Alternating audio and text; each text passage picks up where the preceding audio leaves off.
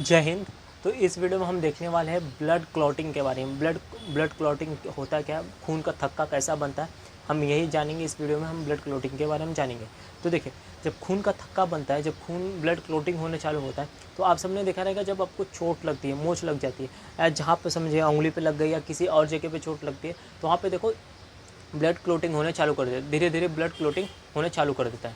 अब देखो उस ब्लड क्लॉटिंग के देखो सबसे मेन इंपॉर्टेंट विटामिन जो होता है, विटामिन के से ब्लड क्लॉटिंग होता है। कौन से ब्लड क्लॉटिंग से विटामिन के सबसे इंपॉर्टेंट होता है, किस ब्लड क्लॉटिंग के लिए सबसे महत्वपूर्ण विटामिन के है। देखो ये प्रोसेस को क्या बोलते हैं, कैस्केडिंग बोलते हैं। कौन सा प्रोसेस बोलते हैं, कैस्केडिंग प्रोसेस बोलते हैं। ब्लड क्लॉटिंग जो होता है प्रोसेस, इसको कैस्केडिंग प्रोसेस बोलते हैं। तो इसमें क्या होता है देखिए, तो ब्लड जब क्लॉटिंग होना चालू करता है, जब ब्लड क्लॉटिंग होना चालू करता है तो टोटल कितना मिनट लेता है, 4 मिनट के अंदर। 4 मिनट के अंदर आपका खून का थक्का बन जाता है। 4 मिनट के बाद वो खून आपका जम जाता है। जब खून 4 मिनट के बाद, हम बताए देखो, जब 4 मिनट के बाद आपको अगर लग जाता है, किधर उंगली में लग गया या पैर में लग गया किधर, तो आप उसको ऐसा दबा के रखो। उंगली को दबा के रखोगे, तो जब फिंगर को अपने दबा के रखोगे, जो 4 मिनट के बाद है ना, आपका ब्लड क्लॉटिंग रुक जाता है, खून का बहना रुक जाता है। अब इसमें टोटल 4 स्टेप है। तो 4 स्टेप कौन कौन से हैं, ब्लड क्लॉटिंग के किस माध्यम से बनता है, क्या क्या होता है उसके अंदर, हम वो जानेंगे। देखिए 4 मिनट के बाद कैसा खून बंद हो जाता है वो जानते हैं। देखिए, तो पहला स्टेप करते हैं, जो थ्रोम्बोसाइट्स है। देखो थ्रोम्बोसाइट्स है, इसको क्या बोलते हैं, थ्रोम्बोसाइट मतलब प्लेटलेट होता है। प्लेटलेट जो थ्रोम्बोसाइट्स है, तो क्या करेगा, वायु के कांटेक्ट में आएगा। थ्रोम्बोसाइट देखो अपने खून के अंदर, अपने जो अपना खून है, जो अपना ब्लड है, ब्लड के अंदर थ्रोम्बोसाइट्स हमेशा बहता रहता है। अगर कट जाता है, अगर कट गया, तो आप जब वो थ्रोम्बोसाइट किसी एयर के कांटेक्ट में आएगा, तो क्या होता है, जमने चालू हो जाता है। क्या हो जाए, जमने चालू हो जाएगा, तो वो क्या बन जाएगा आपका, थ्रोम्बोप्लास्टिन। क्या बन जाएगा, थ्रोम्बोप्लास्टिन। एयर के कंटेन के अंदर आता है। क्यों, थ्रोम्बोसाइट्स क्या आएगा, एयर के कंटेन में आएगा, तो थ्रोम्बोप्लास्टिन बन जाएगा। ठीक है, थ्रोम्बोप्लास्टिन। अब क्या करता है देखो, जब थ्रोम्बोप्लास्टिन किसके साथ जुड़े, जब थ्रोम्बोप्लास्टिन कैल्शियम के साथ आता है, किसको, अब थ्रोम्बोप्लास्टिन जब कैल्शियम को उठाएगा, अरे भैया कैल्शियम को उठाए, चलो भैया कैल्शियम को उठाए, जब कैल्शियम के साथ मिलेगा, जब ये दोनों कैल्शियम के साथ मिल जाते हैं, तो थ्रोम्बो बन जाते हैं। क्या, थ्रोम्बो। जब किसको अलर्ट कर देगा, थ्रोम्बो को अलर्ट कर देता है। थ्रोम्बो को अलर्ट कर देगा। जब थ्रोम्बो को अलर्ट करता है, क्यों अलर्ट कर देगा, क्योंकि उसको पता चल जाता है कि हाँ यहाँ पे ब्लड क्लॉटिंग है, यहाँ पे चोट लग गई है, यहाँ पे उंगली या किसी जो और जगह पे कट गया। तो थ्रोम्बो अलर्ट हो जाता है कि उस जगह जाता है, फिर वहाँ पे क्या करने चालू करता है, ब्लड क्लॉटिंग चालू करता है, या खून को बंद करता है।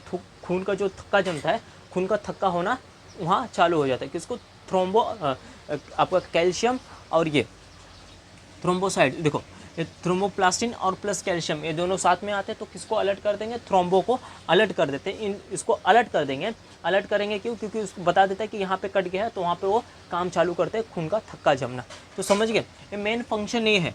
अब देखो तीसरा स्टेप की बात करेंगे, जब थ्रोम्बिन, देखो ये वाला थ्रोम्बिन, जब थ्रोम्बिन और फाइब्रोजिन साथ में मिलेंगे, थ्रोम्बिन बता दिया, जब थ्रोम्बिन और फाइब्रोजिन जब साथ में मिलेंगे, तो वहाँ पे क्या होगा, फाइब्रोजिन, तो क्या होगा, फाइब्रिन बन जाएगा। क्या बन जाएगा, फाइब्रिन। अब फाइब्रिन होता क्या है, एक जाली टाइप होता है। फाइब्रिन क्या होता है, एक जाली टाइप। आप देखे रहोगे, जब खून बहता है, अगर किधर और चोट लगती है, जब खून बहता है, तो वहाँ पे क्या होता है, ब्लड क्लॉटिंग जब होने लगता है, जब बहता है ना, 4 मिनट के बाद वहाँ पे कैसा एक जाली टाइप बन जाता है, जाली का आकार बन जाता है। अब जो ब्लड निकल रहा था, ब्लड WBC, RBC या और सारे, जैसे WBC हो गया, RBC हो गया, प्लेटलेट हो गया, और ये प्लाज्मा हो गया आपका, ये सब जब निकल रहे थे, तो क्या करता है, वो वहाँ पे रोक देता है, जाली टाइप क्यों रोक देता है। तो उसके बाद वो खून वहाँ पे रुक जाता है। उसके बाद आपका ब्लड क्लॉटिंग, खून का थक्का बन जाता है, ब्लड क्लॉटिंग वहाँ पे स्टॉप हो जाता है 4 मिनट। तो क्या होता है, आपका जाली कौन बनाएगा, फाइब्रोजिन। इसको क्या, फाइब्रोजिन क्या करेगा, ये जाली बनाने का काम करता है। फाइब्रोजिन अगर किधर लग जाता है, तो मेन फंक्शन क्या करेगा, जाली बना देता है। तो देखो आप समझ गए, फाइब्रोजिन। देखो अब मेन फंक्शन ये देखो, अभी कभी कभी देखे रहोगे, अगर जब आपको चोट लगी, तो एक बीमारी होती है, एक बीमारी क्या, हीमोफीलिया करके, किसी व्यक्ति को ये बीमारी होती है हीमोफीलिया। उसके अंदर हीमोफीलिया क्या होती है, ये ऐसी बीमारी है, इसका इंजेक्शन लेना पड़ता है हर एक महीने। जब डॉक्टर रेकमेंड करता है कि इतने दिनों पे इसका इतना इंजेक्शन लेना है, इतने दिनों पे जाके इसका इतना इंजेक्शन लेना है, और डॉक्टर रेकमेंड करता है और बताता है कि इसका इंजेक्शन कितना दिन चलेगा। तो उसमें क्या होता है, जिस व्यक्ति को हीमोफीलिया होता है, उसका ब्लड क्लॉटिंग कभी रुकता नहीं है, ये सबसे ज़्यादा हाई हो जाता है, सबसे ज़्यादा। अगर देखो हेपरिन करके आता है, हेपरिन करके जो होता है ब्लड क्लॉटिंग जो ये होता है, ये क्या करता है, ये बाहर जाता है, जब बाहर जाएगा तो मेन क्या है फंक्शन हेपरिन का। अब सबको कंट्रोल करने वाला कौन है, विटामिन के। सबसे मेन फंक्शन क्या होगा, विटामिन के। जब उसके अंदर महत्व की बात में हेपरिन करके होता है, वो सबको कंट्रोल करता है। सबको देखो, किसको, थ्रोम्बिसाइड को कंट्रोल करेगा, थ्रोम्बोप्लास्टिन को कंट्रोल करेगा, कैल्शियम को कंट्रोल करेगा, थ्रोम्बिन और फाइब्रोजिन, ये सबको कंट्रोल कौन करेगा, हेपरिन। हेपरिन इसलिए कंट्रोल करता है कि अगर हेपरिन अंदर है तो वो बोलता है मैं ब्लड बनने नहीं दूंगा, ब्लड को क्लोटिंग नहीं होने दूंगा। अंदर आपके शरीर के अंदर हेपरिन क्या बोलेगा, मैं ब्लड को क्लोटिंग मतलब थक्का बनने नहीं दूंगा। अगर वही हेपरिन आपके वायु के कांटेक्ट में आता है, मतलब एयर के कांटेक्ट में आता है, वो क्या करता है, वो सूख जाता है। अब जो जितने ये चारों स्टेप है आपके क्या करेंगे, ये ससुरा खून को जमा देते हैं। अगर हेपरिन अंदर है तो किसी को खून को थक्का बनने नहीं देगा। अगर हेपरिन बाहर आ गया कट के, तो हेपरिन बाहर आ गया तो क्या बनता है, खून को जमा देता है, उसी लास्ट पे खून जम जाता है। अगर देखो जब खून जम जाएगा तो वहाँ पे एक पोपरी टाइप बन जाता है लाल कलर का, तो आप उसको उछाड़ दोगे तो कैसा एक वहाँ पे चमड़ा बन जाता है। अब कोई इतना हरामी होता है, इतना निठल्ला होता है कि किसी को लग गया है 2 मिनट 3 मिनट के बाद ना उसको वापस उछाड़ देगा, फिर खून आने लगेगा, फिर 3-4 मिनट के बाद घूम टहर के आएगा, देखेगा वहाँ जम गया, फिर वापस उसको उछाड़ देगा। अरे भैया ऐसा घाव तुम्हारा ठीक नहीं होगा, घाव ठीक होने की जगह पे और बढ़ जाएगा, वहाँ पे और खतरा होने का चांसेस होता है। तो ऐसा मत करो, अगर लग जाता है तो उसको रुको, उसके ऊपर हल्दी लगाओ, घी लगाओ, देसी घी गर्म करके, तो पहले घरेलू इलाज करो। अगर नहीं ठीक होता है तब जाके डॉक्टर को दिखाओ। तो हीमोफीलिया की बात कहते हैं। हीमोफीलिया जो बीमारी है, जो व्यक्ति को होता है, इसका अंदर क्या होता है, ब्लड जो खून होता है ना, खून इतना बहता है, अपरंपार बहता है, जैसा गंगा जी समुद्र नहीं बहता, ऐसा बहता है। अगर वो खून अगर रुका नहीं मेन टाइम पे, अगर डॉक्टर या हॉस्पिटल के पास नहीं लेके गए तो व्यक्ति की मौत हो जाती है। ये ऐसी बीमारी है। अगर किधर चोट लग गया, किधर मोच लग जाता है, ये हीमोफीलिया ऐसी बीमारी है, किधर खून को कभी बंद होने नहीं देता। इसका एक इंजेक्शन लेना पड़ता है और इसका हर महीने डोज चलता है। तो हीमोफीलिया समझ गए, हीमोफीलिया क्या होती, हेपरिन। तो देखो ये समझ रहे होगे क्या होता है। तो स्टेप पहले से वापस शुरू करते हैं। स्टेप पहला क्या करेगा, थ्रोम्बोसाइट वायु को कांटेक्ट में आएगा। अगर कट गया है तो खून कैसा वायु को कांटेक्ट में आएगा, एयर के कांटेक्ट में आएगा, तो क्या बनेगा, थ्रोम्बोप्लास्टिन बन जाएगा। क्या बन जाएगा, थ्रोम्बोप्लास्टिन। अब थ्रोम्बोप्लास्टिन किसके साथ आ जाएगा, आपका कैल्शियम और थ्रोम्बोप्लास्टिन और प्लस कैल्शियम। अब ये दोनों साथ में मिल जाएंगे तो थ्रोम्बो को अलर्ट कर देंगे। किसको अलर्ट करेंगे, थ्रोम्बो। अरे भैया चलो वहाँ लग गया है, अरे देखते हैं किसको लगा है, वहाँ पे ठीक करना है। अभी कंस्ट्रक्शन हो रहा है, अगर समझिए कहाँ पे बिल्डिंग बन रही है, अच्छे से बन रही है, तो वहाँ पे कैसा, अगर किसी को चोट लग जाती है, कुछ लग जाती है, तो वहाँ पे कैसा मेन जैसा एम्बुलेंस आ जाती है कि हाँ इसको लग गया तो चलो इसको हॉस्पिटल लेके चलो। तो मेन फंक्शन यही है थ्रोम्बिन का। मेन फंक्शन क्या, थ्रोम्बो का। तो थ्रोम्बो आप अलर्टिंग कर देगा, जहाँ चोट लगे वहाँ पे क्लोटिंग करना चालू कर देता है। आप देखो जब थ्रोम्बिन और फाइब्रोजिन मिल जाते हैं, जब थ्रोम्बिन और फाइब्रोजिन मिल जाते हैं, फाइब्रोजिन वहाँ पे मिलेंगे और जिस अंग या जिस पार्ट पे लगा है वहाँ पे जाली बना देंगे। जाली बना के हर जैसा आरबीसी, डब्ल्यूबीसी, प्लेटलेट, ये सबको रोक देते हैं। रोकने के बाद क्या करते हैं, ये वहाँ पे ठीक होने।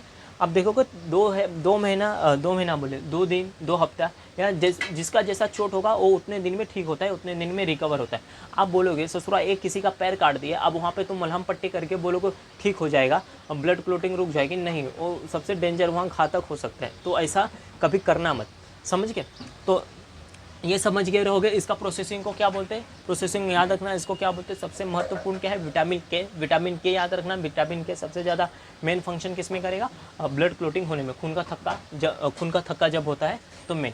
अब ये समझ गए, स्टेप तीसरा समझ गए रहोगे। पहला समझ गए, दूसरा, तीसरा। अब डिपेंड करता है कितने मिनट में कितना आपको चोट लगा है, कितने मिनट पे खून जमेगा। अब एंटी की बात करेंगे। इसका एक स्क्रीनशॉट ले लो, तब हम बताते हैं एंटी क्या होता है। एंटी क्लोटिंग के बारे में बात करेंगे। एंटी क्लोटिंग होता क्या, देखो एंटी क्लोटिंग की अगर बात करते हैं तो देखो एंटी क्लोटिंग की अगर बात करते हैं, अभी मैं बताया था हेपरिन करके, जो ये हेपरिन होता है एंटी क्लोटिंग। अगर बदन के अंदर है हेपरिन तो खून को किसी को भी जमने नहीं देगा, चाहे वो कैल्शियम हो, चाहे आपका थ्रोम्बिन हो या थ्रोम्बोसाइटिन्स हो या कितने भी लोग हो, उन लोग को जमने नहीं देगा। कौन, हेपरिन। अगर खून जम जाता है तो क्या हो जाता है, खून अगर बदन के अंदर जम गया तो वहाँ पे अगर नस के अंदर जम गया तो सबसे बड़ी प्रॉब्लम कहाँ पे आ जाती है, ब्रेन के अंदर। देखो ब्रेन के अंदर अगर खून जमता है तो वहाँ पे क्या उत्पन्न हो जाता है, ट्यूमर उत्पन्न हो जाता है। क्या, ट्यूमर बन जाता है वहाँ पे। तो सबसे बड़े एक ट्यूमर बन जाएगा। तो ब्लड क्लोटिंग क्यों, क्योंकि वहाँ पे खून जम गया है। अब ब्रेन के अंदर इतनी छोटी छोटी पतली पतली नस होती है। अब आपका खून का जो मात्रा है 120 की स्पीड में जाती है और 180 की स्पीड में आती है, मतलब आती जाती कितना 20 और 120 और 80 की स्पीड में उसका इतना ये प्रभाव होता है। अगर उस स्पीड से अगर खून जम चुका है, उस स्पीड से जा रही है आ रही है, तो अगर 120 की स्पीड से निकलेगी खून बाहर, 120 की स्पीड से खून बाहर निकले, अब जमा हुआ खून है, तो जो जमा हुआ खून है 120 की स्पीड को थाम पाएगी, झेल पाएगी, वो तो ससुरा फाड़ ओड़ के बाहर निकाल देगी। तो बाहर निकाल देगी तो क्या होगा, अगर ये हेपरिन काम करना बंद कर देना, तो आपके बदन के अंदर ये काम करना बंद कर देगा, तो सबसे ज़्यादा ब्लड मतलब थक्का बनना चालू हो जाएगा, किसके शरीर के अंदर, अपने बदन के अंदर थक्का बनना चालू हो जाएगा। तो हेपरिन सबसे महत्वपूर्ण है, याद रखना, सबसे ज़्यादा कंट्रोल कौन करता है, हेपरिन किसी को जमने नहीं देगा। अगर ये शरीर के बाहर आता है, किसी अंग को अपने लग जाता है, चोट लग जाता है, तो शरीर के बाहर आके ये काम मतलब जमना चालू हो जाए, खून का थक्का बन जाता है। क्योंकि शरीर के बाहर इसका वायु के कांटेक्ट में आ जाता है, एयर के कांटेक्ट में आ जाएगा। तो इसका मेन महत्व क्या हो जाएगा, जब एयर के कांटेक्ट में आया तो ये वहाँ पे जम जाता है, जम जाएगा तो वहाँ पे आप देखोगे पोपरी जैसा बांध लेता है। कौन, एंटीक्लोटिंग, समझ गए। अब देखो ये कहाँ बनते हैं, तो फाइब्रोजेन, थ्रोम्बिन और हेपरिन ये कहाँ बनते हैं, ये बनते हैं लीवर के अंदर। कहाँ बनेंगे, लीवर के अंदर। मेन कंटेंट इसका मतलब एक लीवर के अंदर इसका निर्माण होगा और मेन वहाँ से फंक्शन इसका चालू होता है। यहाँ तक समझ के ब्लड क्लोटिंग क्या होता है, ब्लड क्लोटिंग कैसा होता है, क्या क्या बनता है, यहाँ तक आप समझ के रहोगे। तो इसका देखो, लीवर में निर्माण होगा फाइब्रोजिन का, थ्रोम्बिन का और हेपरिन का। हेपरिन का इतना निर्माण होता है। और ये सबसे याद रखना, सबसे महत्वपूर्ण की बात है ये, हेपरिन को इस बात को याद रखना, ये शरीर में खून को जमने नहीं देगा। अगर शरीर में खून जम गया, शरीर में अगर खून जम जाता है तो आपका जीवन मृत्यु हो जाएगी, आपका जीवन वहाँ तक चलेगा नहीं।